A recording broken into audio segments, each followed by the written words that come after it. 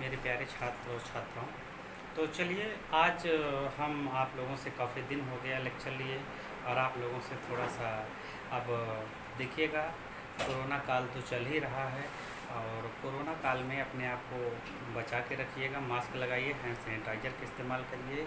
सबसे जो ज़्यादा आप जितना एहतियात बरतेंगे उतना ही अपने आप को बचाव करेंगे। लेकिन फिर भी हमको अपने जो भी ज़िंदगी को यहाँ पे रोक नहीं देना है, आपको आगे बढ़ते रहना है, लेकिन गाइडलाइन का पालन करते हुए। तो चलिए, तो हम आप लोगों से बात करते हैं। देखिए, अभी आप लोग देखिएगा कई चीज़ों के नोटिफिकेशन आपके आ चुके हैं। नोटिफिकेशन पेट का भी आ चुका है, ठीक ना।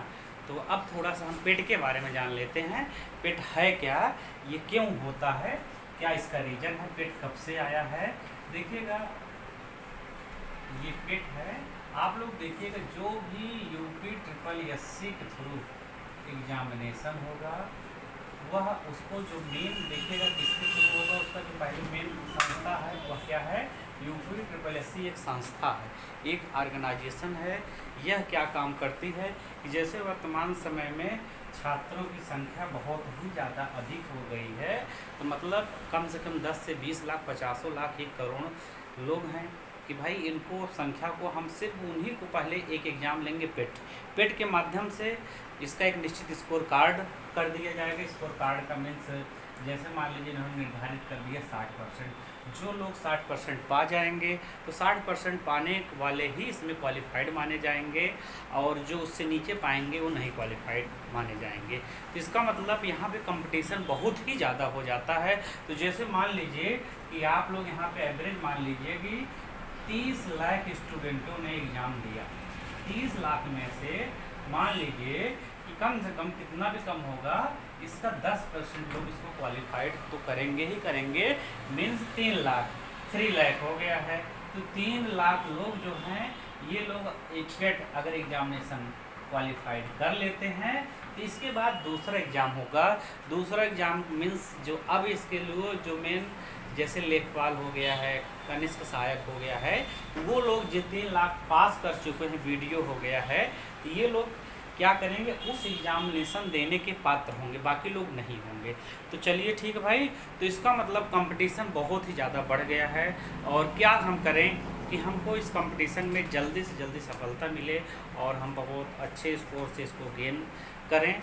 और चलिए, तो हम आपसे बात करते हैं यूपी अधीनस्थ सेवा चयन आयोग की। उत्तर प्रदेश अधीनस्थ सेवा चयन आयोग एक संस्था है। जितनी भी C ग्रेड की नौकरियां हैं और D ग्रेड मतलब चतुर्थ क्लास, इसी के थ्रू उनका एग्जामिनेशन होगा। जो लोग क्वालिफाइड होंगे उनको, ठीक ना, नौकरी मिलेगी।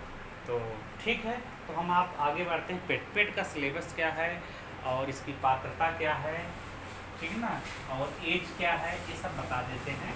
तो देखिएगा, अमूमन जो इसकी क्वालिफ़िकेशन होती है 10+2 लेवल पे है। मतलब कितने लेवल पे, 10+2 लेवल पे जो भी लोग 12th पास हों और उम्र सीमा मिनिमम 18 से 40 साल के बिटवीन है। और भी कुछ वर्गों को, खास करके SC OBC में कुछ छूट भी मिली हुई है, प्लस EWS वालों को जो भी प्रावधान है उसके अकॉर्डिंग सबको छूट मिला हुआ है। तो चलिए, तो हम आप बात करते हैं इसमें क्या क्या सब्जेक्ट आएगा, कैसे पूछा जाएगा और उनका पैटर्न क्या होगा। तो पेट के बारे में तो देखिएगा, इसमें जैसे आपका मान लेते हैं जो GS वाला पोर्शन है, GS पोर्शन को थोड़ा सा बढ़ावा दिया गया है। GS पोर्शन पे इसमें क्या क्या दिया गया है, देखिएगा GS पोर्शन में आपका जैसे हो गया हिस्ट्री हो गया। हिस्ट्री में 2 पार्ट है, एक मेन है इसमें, एक है एंशिएंट है और है मॉडर्न है, ये 2 है। एक्चुअली इसका स्कोरिंग देख लीजिएगा, 5 ये है, 5 ये है। मीन्स हिस्ट्री पोर्शन से कितने अंक का हो गया है, आपका 10 अंक हो गया हिस्ट्री पोर्शन से। तो और आपका इधर देख लीजिएगा, इसके बाद आपका है जियोग्राफी से। जियोग्राफी पोर्शन से आपका कितना हो गया है, इसमें से टोटल आपका कितने अंक का हो गया है, 5 अंक हो गया है। उसके बाद आप लोगों का है इकोनॉमिक्स है। इकोनॉमिक्स से भी कितने अंक का है, 5 अंक का है। फिर उसके बाद आप लोग इधर देख लीजिएगा, इकोनॉमिक्स के बाद आपका होता है साइंस। साइंस से भी 5 नंबर। आपका पॉलिटिकल साइंस है, मीन्स पॉलिटी हो गया है, पॉलिटी हो गया, इससे भी कितने अंक का है, 5 हो गया है। और आप लोगों का है, ठीक ना, करंट से, करंट प्लस जो विविध हो वाला पोर्शन है, यहाँ से कितने हैं, 10 ये है प्लस 10 ये है, तो इसमें सारे कुछ आ जाते हैं। तो यहाँ से आप लोग देखिएगा 10 10 20, तो 20 इस तरफ से हैं, 20 इस तरफ से हैं, तो साइंस आप लोग हो गया है। और इस तरफ से देख लीजिएगा, ये आपका हो जाता है रीजनिंग, आपका यहाँ से आ जाता है इस वाले पोर्शन से, इसको हम इधर राइट कर दे रहे हैं, आपका है ये रीजनिंग। रीजनिंग से भी आपका 5 ही अंक है। इंग्लिश है, इंग्लिश से भी आपका 5 अंक है, मीन्स 10 अंक ये हो गया है। अब इधर देख लीजिएगा, हिंदी से, हिंदी में पैसे और वो सब मिला के आपका 15 अंक है, ठीक है। तो और आप लोगों का इधर देख लीजिएगा, तो जो मेन मैथ्स है उससे ओनली 5 नंबर का है। और आपका जो भी चार्ट है या डायग्राम है, पाई चार्ट हो गया, दंड चार्ट हो गया है, इससे कितने मार्क का है, 10 मार्क का है। तो अगर आप जोड़ते हैं तो 20 ये हो जाता है, ये 30 इस तरफ हो गया है, ठीक है। तो और जो भी विविध है, तो कुल मिला के यहाँ से जो इसका खास करके सिलेबस यूपी ट्रिपल एससी का है, तो हम लोगों को इसी पे इसको पढ़ाई करना है और कैसे सॉल्व करेंगे। तो चलिए अब हम आप लोगों से बात करते हैं किस तरीके से हम लोगों को सिलेबस करना है और जिससे हमको याद भी रहे क्या क्या चीज़ें हैं इसमें, कैसे करेंगे, क्या क्या चीज़ें इसमें अच्छे से करते रहें कि हमको कोई प्रॉब्लम ना हो।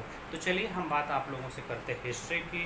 तो हिस्ट्री हम लोग जैसे आप लोगों का देखिएगा, एंशिएंट की पढ़ाई अगर हम करेंगे एंशिएंट की, तो एंशिएंट आप लोगों को पता है, ठीक ना, बहुत ज़्यादा आप लोगों को जो एंशिएंट में पॉपुलर चीज़ें हैं उसी को हमको पढ़ना है एंशिएंट में, ठीक है ना।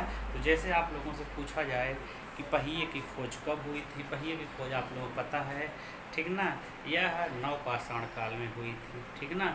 आग की खोज कब हुई थी, इस टाइप जो भी क्वेश्चन है बहुत ज़्यादा हमको खास करके इसमें नहीं ध्यान देना है, हमको फिर चले आना है, ठीक ना।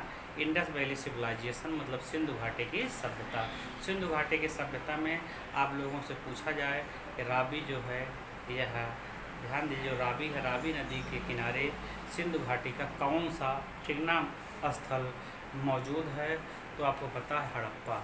और मोहनजोदड़ो किस नदी के किनारे है, ठीक ना, तो मोहनजोदड़ो आपका सिंधु नदी के किनारे है। तो हड़प्पा और मोहनजोदड़ो की खोज किसने किया था, राकल दास बनर्जी ने क्या किया था, तो ठीक ना, मोहनजोदड़ो की दयाराम साहनी ने हड़प्पा। तो सबसे पहले इस साइट को किसने देखा था, कनिंघम के बारे में थोड़ा सा आपका, जॉन मार्शल क्या थे, आर्कियोलॉजिस्ट थे, ये कहाँ के निवासी थे, तो ठीक ना, सुत कॉरिडोर या सुत कदड़ा या कहाँ पे था, या लोथल जो पत्तन नगर था, खास करके ये कहाँ पे था, गुजरात में, कहाँ पे था, गुजरात में जो पत्थर नगर था, खास करके यहीं से विदेशों में एक्सपोर्ट और इंपोर्ट किया जाता था।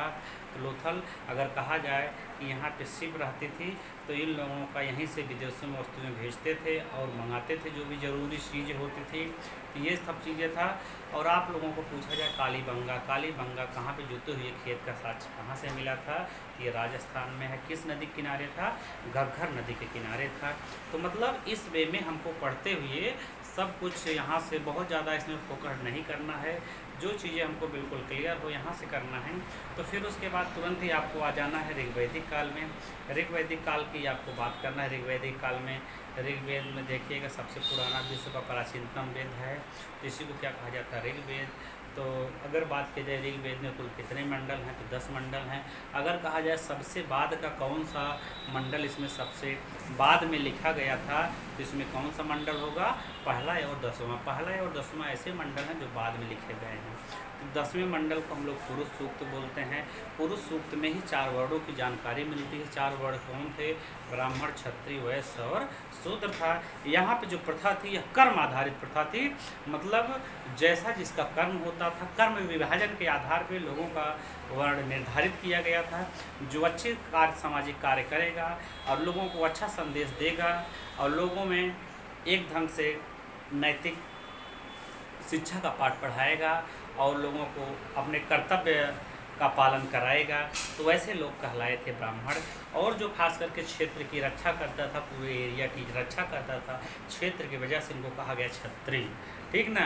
वैसे क्या करता था, जो बिजनेस व्यवसाय खास करके इसका जो था, वह शूद्र जो था या सेवा करता था और कृषि कार्य करते थे, इसीलिए ये 4 वर्ण थी, कर्म आधारित व्यवस्था थी। इसी में ही बात कही गई है। और आप लोग देखिएगा यहीं पे ही 4 आश्रम की बात मिलती है। तो सबसे जो पहला था ब्रह्मचर्य आश्रम था, उसके बाद गृहस्थ आश्रम, फिर संन्यास आश्रम। ध्यान दीजिएगा, देखिएगा कुल मिला के वानप्रस्थ आश्रम के बाद संन्यास आश्रम, कुल मिला के 4 आश्रम हुआ करते थे। देखिएगा खास करके आर्य का अर्थ होता है श्रेष्ठ या कुलीन, मतलब जो श्रेष्ठ और कुलीन उन्हीं को हम लोग क्या कहते हैं, आर्य कहते थे। मतलब इसमें खास करके जो गोत्र शब्द आया है गाय से, सबसे ज़्यादा उनका जो पवित्र पशु थी गाय थी। खास करके जो विनिमय का माध्यम था आर्यों का, यह गाय था। इसीलिए गाय के लिए एक शब्द कहा जाता अहन्या, इसकी हत्या न की जाए। तो जो आपका ऋग्वेद है, ऋग्वेद का जो 3रा मंडल है, ये विश्वामित्र द्वारा लिखित है। इसी में प्रसिद्ध जो गायत्री ग्रंथ संहिता को प्रस्तुत इसकी बात कही गई है। ओम भूर्भुवः स्वः तत्सवितुर्वरेण्यं भर्गो देवस्य धीमहि धियो यो नः प्रचोदयात्। यह किसमें है, 3रे मंडल में है। इसकी हम बात करते हैं तो आप देखिएगा कुल मिला के इसमें कितने सूक्त हैं, 1028 सूक्त हैं। तो खास करके ये खास बातें थी। ऋग्वेद जो था आप लोगों का, इसको जो पढ़ता था उसको होत्र बोला जाता था। देखिएगा उसके बाद 3 और वेद आते हैं, यजुर्वेद, सामवेद और अथर्ववेद। साम वेद को भारतीय संगीत का जनक कहा जाता है। स से साम, स से संगीत होता है। अगर कहा जाए आपसे भारतीय संगीत का जनक कौन सा वेद है, तो आपको बताना पड़ेगा साम वेद है। खास करके यजुर्वेद को भारतीय आयुर्वेद का या इसको धनुर्वेद भी कहा जाता है। यह है अथर्ववेद। अथर्ववेद में जितनी भी कुरीतियाँ हैं, यहाँ से जादू टोना टोटका वशीकरण ये सब चीज़ें आई हैं। कहाँ से आई हैं, अथर्ववेद से आई हैं।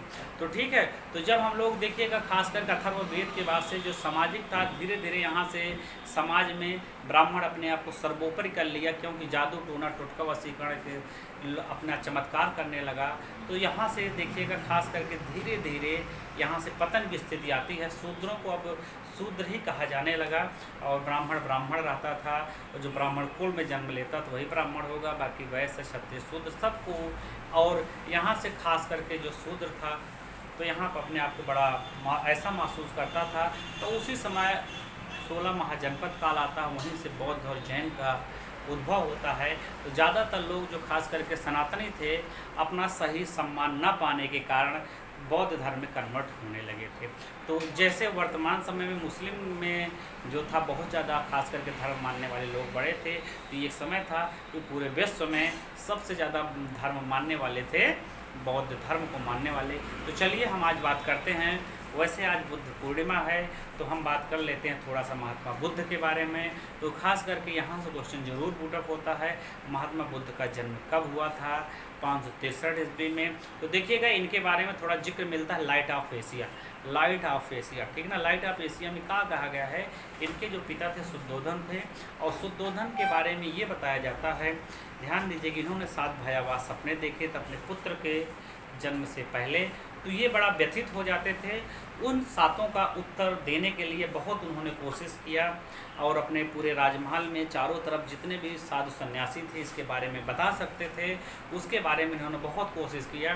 अंत में उनको कोई साधु नहीं मिला। लेकिन एक दिन उनके राजमहल में एक अपने आप एक ऋषि आ जाते हैं और वो उनके बारे में बताते हैं और ये बताते हैं महात्मा बुद्ध के बारे में, या तो आपका जो पुत्र होगा चक्रवर्ती सम्राट होगा, या तो यह बहुत बड़ा, ठीक ना, देखिएगा किसी धर्म को चलाने वाला या धर्म गुरु बनेंगे। तो यही कह के देखिएगा राजा शुद्धोधन उस समय यह सोच रहे होते हैं कि भाई कोई भी राजा होगा अपने पुत्र को राजा ही देखना चाहता, न कि सन्यासी या किसी धर्म गुरु के बारे में सोचना था। तो इसीलिए राजा देखिए शुद्धोधन ने खास करके जब इनका जन्म होता है, इनके जन्म के 7वें दिन ही इनकी माता जी का देहांत हो जाता है महामाया का। तो फिर इनका पालन पोषण इनकी मौसी प्रजापति गौतमी करती हैं। तो प्रजापति गौतमी करते हैं।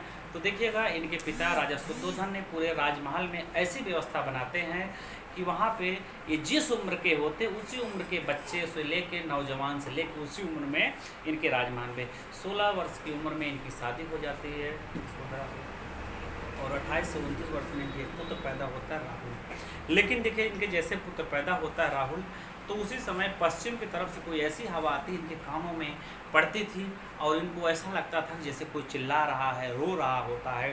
तो ध्यान दीजिएगा, तो महात्मा बुद्ध को यहीं से बड़ा मतलब आत्मग्लानि होती थी। राजमहल में भले ही उनके हम उम्र के लोग थे, लेकिन उनको ऐसा लगता था कि जैसे हमको संसार पुकार रहा होता है। तो एक दिन उनसे नहीं रहा गया, तो उन्होंने अपने पिता शुद्धोधन से ये कहा कि पिताजी हमको पूरे राजमहल का भ्रमण करना है। तो एक बार वो सोचते कि इनको राजमहल का भ्रमण न कराया जाए, लेकिन बाद में यह बोलते हैं कि ऐसा है उनके पिता मान जाते हैं। फिर अपने सारथी को बुलाते हैं चन्ना को कि चन्ना ऐसा है कि ध्यान दीजिएगा कि इनको राजमहल तो आप घुमाइए, लेकिन राजकुमार ऐसा कुछ जो उससे इनका मतलब हृदय परिवर्तित हो जाए, ऐसा कुछ आप उनको मत बताइएगा, या कोई ऐसा दृश्य इनके सामने नहीं आना चाहिए। तो ये कहे तो अपने सारथी चन्ना से। तो फिर देखिएगा जब राजमहल घूमने की तैयारियां बहुत ज़ोरों शोरों पे थी और पूरे राजमहल को एकदम सजा दिया गया, जैसे स्वर्ग की तरह सजा दिया गया, जिससे कोई भी इनको ऐसा दृश्य ना दिखे कि जिससे इनमें परिवर्तन आए। लेकिन होने को कौन रोक सकता है, जो होना है जिसके साथ ये ध्रुव सत्य है। देखिएगा इसीलिए कहा जाता है जिसको जितना पाना उतना वो पाके रहता है, वह चाहे कठिन मार्ग से गुजरे चाहे सरल मार्ग से गुजरे। कई लोग बहुत ही कम प्रैक्टिस में बहुत अच्छा पद पा लेते हैं, कई लोग कला काट कंपटीशन में भी जी तोड़ मेहनत करते हैं, लेकिन वो मुकाम नहीं मिल पाता है। इसलिए इसी से प्रारब्ध बनता है। प्रारब्ध का मतलब पूर्व जन्मों का संचित कर्म। जो बहुत अच्छा कर्म करता है, इस जन्म में अगर आप सफल नहीं हुए हैं तो अगले जन्म में आप शुरुआती दौर में कम मेहनत करके सफल हो जाते हैं। इसीलिए देखिएगा कभी किसी का विरोध मत करिए, सबका साथ लेके चलिए। और कोई सफलता पा गया है तो उससे पर आपको अंगुली नहीं उठानी चाहिए, बल्कि बहुत अच्छा उसका कर्म अच्छा था, अपने प्रारब्ध की वजह से वह जल्दी नौकरी पा गया, अच्छा मेहनत किया। तो आप लोग कर्म पे विश्वास करिएगा, ठीक ना। तो चलिए तो हम आगे बात बताते हैं। तो फिर राजकुमार महल से निकलते हैं और देखते हैं, देखिएगा सबसे पहले वह एक देखते हैं बीमार व्यक्ति। अपने पूरी लाइफ में ऐसा व्यक्ति उन्होंने कभी नहीं देखा था। वह एक लाठी के सहारे झुका हुआ चल रहा होता है। तो उन्होंने साथी चन्ना से पूछते, चन्ना ये बताइए, यह दिखता तो इंसान ही है लेकिन झुक के लाठी के सहारे, और इसके चेहरे की जो खास करके देखिएगा चमड़े हैं वह एकदम झूल लटक रहे होते हैं, ऐसा क्यों? तो चन्ना ने पता नहीं, वो बताना नहीं चाहता था, लेकिन एक स्पिरिचुअलिटी उनके सामने ईश्वरीय गुण वो अपने आप बताने लगा कि ऐसा है कि एक ऐसी अवस्था आती है इंसान की, इसको जरावस्था या वृद्धावस्था बोला जाता है। इसमें जो इंसान होता है इस गति को प्राप्त होता है, वृद्ध होता है। फिर कुछ दूर और जाते हैं तो वृद्ध व्यक्ति के बाद उन्होंने एक क्या देखते हैं, रोगी बीमार व्यक्ति। बीमार व्यक्ति वह देखते हैं। बीमार व्यक्ति को देखने के बाद उनके मन में कहते हैं कि देखिए सबसे पहले इंसान क्या होगा, वृद्ध होगा, उसके बाद क्या होगा, बीमार होगा। तो बीमार होगा तो उसके बाद तीसरा देखते हैं, एक लाश देखते हैं, 4 लोग लेके जाते होते, उसके पीछे कई लोग जाते होते। तो उन्हें कहेगा पहले इंसान वृद्ध होता है, फिर उसके बाद बीमार होगा, फिर उसकी मृत्यु को प्राप्त होता है। इसका मतलब तब महात्मा बुद्ध के मन में ये आया कि यह नश्वर संसार यहाँ जीने कोई नहीं आया है। तो फिर उसके बाद वह एक सन्यासी देखते हैं, चौथा दृश्य। सन्यासी देखने के बाद उनके मन में ये सबसे कहें कि इसको दुनिया संसार से कोई मोह माया नहीं है, सबसे ज़्यादा खुश व्यक्ति यही है, सन्यासी है। तो यहीं से देखिएगा इनके ठान लिए कि अब हमको सन्यासी ही बन गया।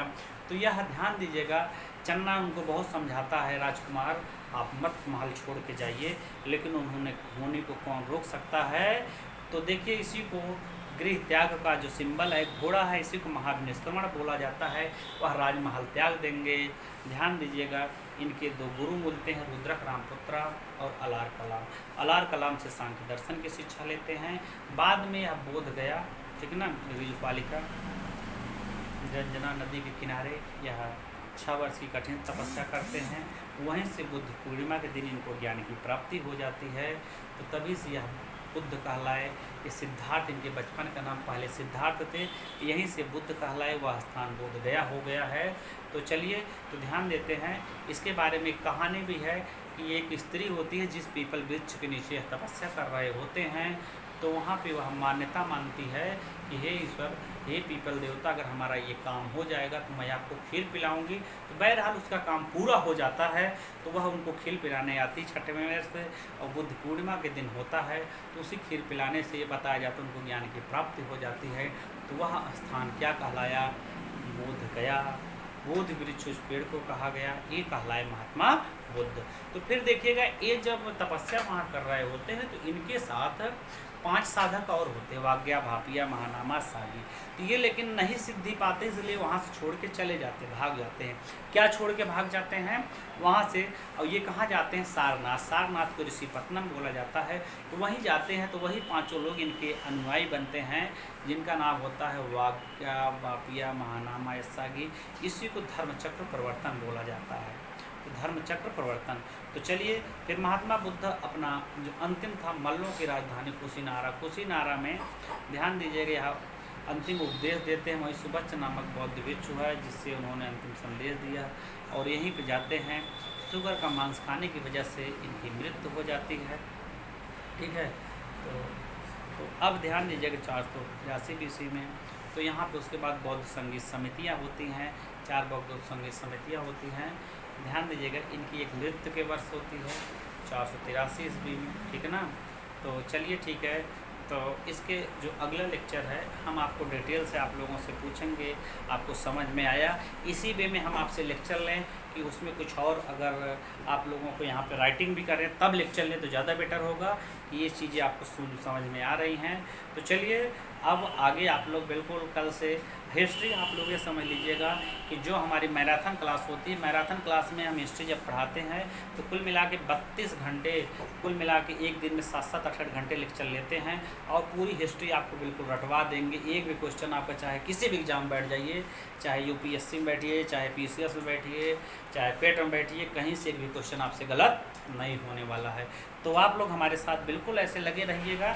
अभी कुछ दिन हम YouTube पे आप लोगों को बहुत अच्छी क्लास ले रहे हैं, उसके बाद हम जो भी चीज़ें आप लोगों का क्लियर होगा उसको हम अच्छे से आपको क्लियर करते चलेंगे, बिल्कुल याद करवा देंगे, और आप लोग इसमें हमारा साथ दीजिएगा। हम जूम ऐप पे आप लोगों से लाइव डायरेक्टली इंटरेक्शन बनाएंगे, वहाँ से आपको बिल्कुल याद करवाएंगे। क्योंकि यूट्यूब में मैं ज़्यादातर छात्रों को देख रहा हूँ, कुछ दूर देखते हैं उसके बाद वो बंद भी कर देते हैं, फिर मर्जी होती देखते हैं, वो बिल्कुल क्लियर नहीं याद कर पाते जो चीज़ होना चाहिए।